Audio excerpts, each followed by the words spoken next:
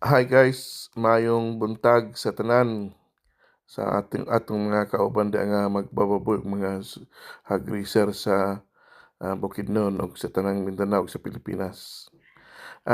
Nako'y good news ug bad news.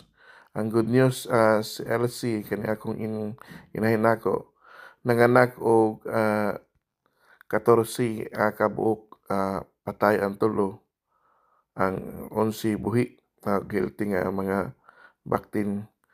Tapos ang naa karon pero ang bad news is namatay si Elsie. Namatay ang inahin. Bag-o lang gyud.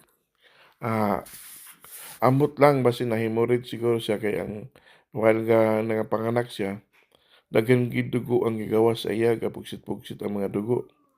Tapos ang usa pod ka baktin gikuot namo, patay na pod. Morning nahitabo karon sa akong inayan na si Elsie.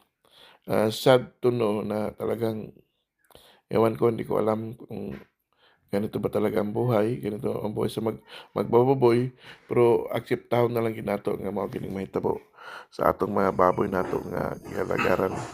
Ug ginatunta nga maka-comment mo og nganong ani ang ah, nahitaboan sa pagkamatay sa kong inayan nga unsa ba kay problema ani. Natabangan ko ninyo sa pag-advise ko ninyo. Maraming salamat mga kauban, mga magbaboy. May buntag sa inyong tanan.